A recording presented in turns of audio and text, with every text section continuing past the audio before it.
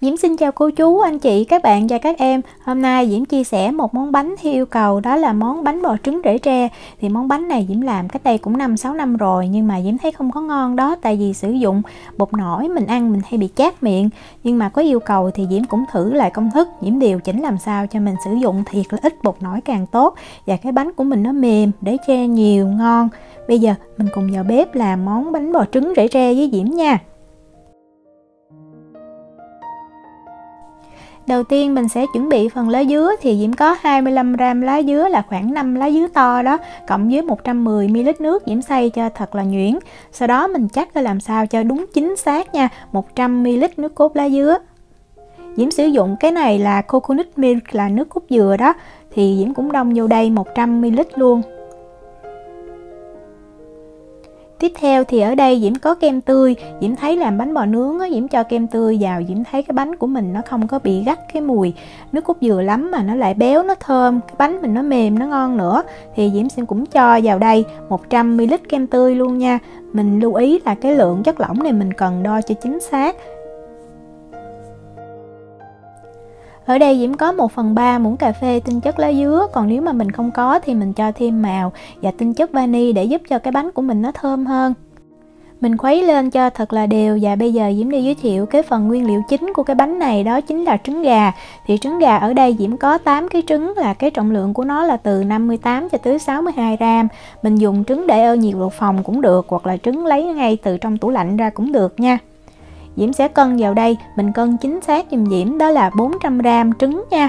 Nếu mà mình cân dư á, thì mình phải lấy ra bớt làm sao cho nó đúng chính xác 400g.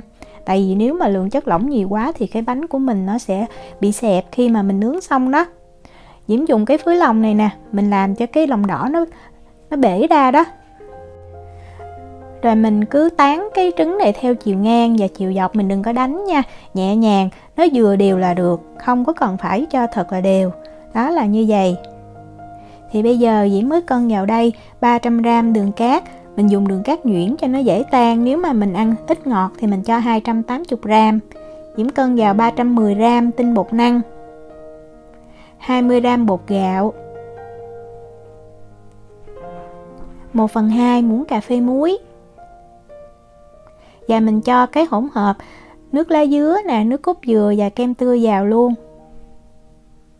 Mình dùng cái phới lòng đó, mình khuấy cái hỗn hợp này lên cho nó đều, tức là mình không còn có thấy cái bột trắng nữa đó.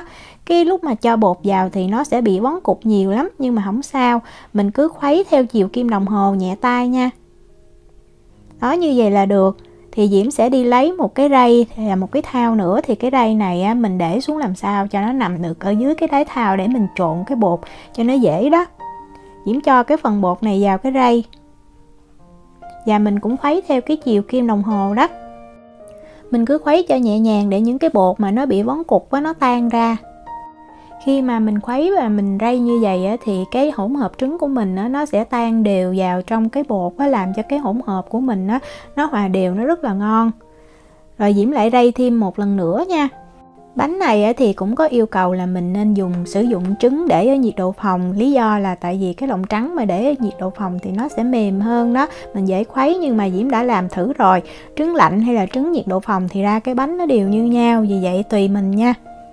Sau khi mà mình khuấy mình thấy đều đặn hết rồi á, thì mình đậy nắp lại như vậy, và mình để cho bột nó nghỉ 30 phút, 1 tiếng cũng được nữa. Nhưng mà quan trọng là phải để cho nó nghỉ cho cái bột nó giãn nở, thì cái bánh của mình nó mềm, nó ngon hơn. Diễm ở đây có cái khuôn tròn là đường kính 20cm. Mình nên dùng cái khuôn chống dính nha. Diễm không có nên là Diễm dùng cái khuôn này. Cái lúc mà mình nướng bánh xong á, rất là khó lấy ra. Với cái bánh bò này thì mình dùng cái khuôn á, càng dày thì nó sẽ càng ngon, tại vì nó giữ nhiệt tốt đó. Bây giờ Diễm đi bật lò và làm nóng khuôn luôn. Thì Diễm để cái dĩa nướng ở cái rãnh thứ 2 từ dưới đếm lên, và lúc nướng mình cũng để rãnh thứ 2 luôn. Bật lò lên á, thì mình sẽ để cái chức năng là 2 lửa trên và dưới, mình không dùng quạt nha. Và nhiệt độ là 180 độ C, 356 độ F, và mình làm nóng ít nhất 15 phút. Bột sau khi nghỉ 30 phút á, thì mình dùng cái phới lòng á, mình khuấy lên cho nó đều lại. Và Diễm sẽ cho vào đây 1 muỗng canh dầu dừa. Mình có dầu dừa mình cho vào rất là ngon, còn nếu không có thì mình cho bơ hoặc là mình cho dầu ăn bình thường cũng được. khuấy lên cho thiệt là đều. Và bây giờ mình sẽ cho bột nổi. Thì bột nổi Diễm cho 2 muỗng cà phê đầy thì Diễm cân được 9 gram. Ít nhất là 8 gram bột nổi nha. Tại vì nếu mà ít quá thì cái bánh nó không có nổi ngon, còn nhiều quá thì ăn nó lại bị chát cái miệng. Cho bột nổi vào thì mình khuấy nhẹ cho bột nổi nó hòa đều trong cái hỗn hợp á. Bột nổi tốt là mình thấy là cho vào nó sẽ nổi bọt lên. Mình dùng cái rây đó, mình rây một lần nữa cho bột nổi nó đều trong cái hỗn hợp bột của mình. Tại vì nếu không đều thì cái bánh của mình nó sẽ nở không có được tốt lắm. Mình cũng khuấy nhẹ theo chiều kim đồng hồ. Mình tán ra cho bột nổi nó tan đều đó. Và Diễm rây lại thêm một lần nữa nha. Mình chịu khó mình rây như vậy thì cái hỗn hợp mình nó đều, nó ngon lắm.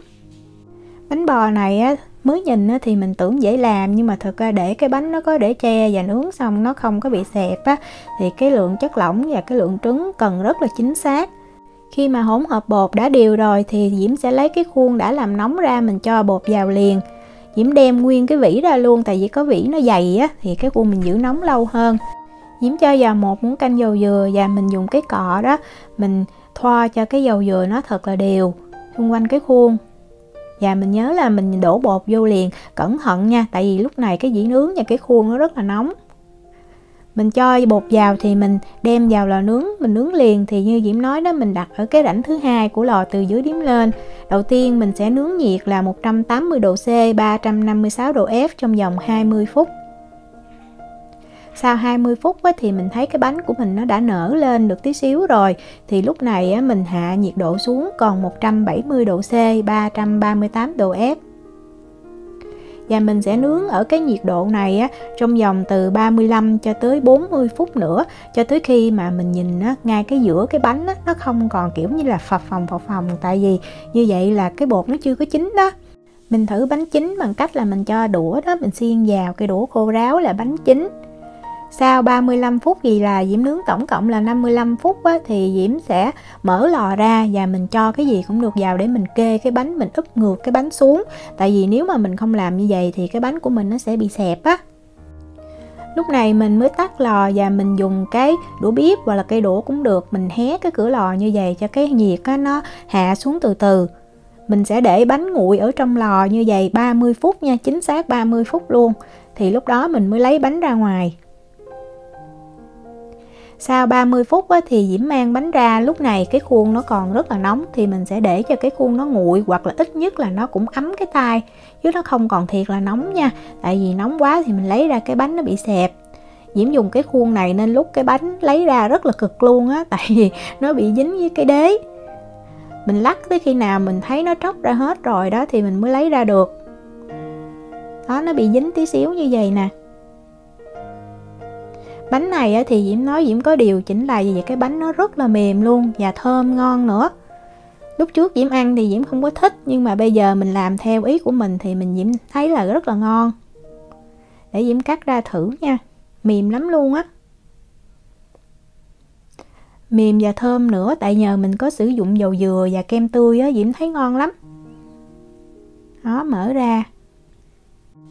Để Diễm quay gần cho dễ xem, mình nhìn kỹ thì mình thấy ở dưới cái đế của nó thì nó rễ tre rất là nhiều. Còn ở trên thì do nó nở và bọt khí nó đẩy lên thì nó sẽ có những cái lỗ khí như vậy. Thì cái bánh này Diễm có lưu ý là mình để nguội thì mình cắt ra nó sẽ ngon hơn nhiều lắm. Còn nếu mà nó còn ấm thì có thể nó hơi bị thun lại. Mình cầm lên mình thấy nó rất là mềm luôn, ăn nó thơm nữa nè. Bánh này nếu mà mình để sang ngày hôm sau thì nó hơi cứng lại. Mình muốn ngon thì mình hâm lại trong lò vi sóng khoảng cỡ từ 20 cho tới 30 giây thì nó lại mềm, nó dẻo, nó ngon. Diễm chúc cô chú, anh chị, các bạn và các em thành công với món bánh bò trứng này nha. Nếu mà có thắc mắc gì thì cứ để lại lời nhắn hoặc là gửi tin nhắn cho Diễm. Diễm cảm ơn sự quan tâm theo dõi video rất là nhiều. Hẹn gặp lại trong những video tiếp theo. Chào tạm biệt.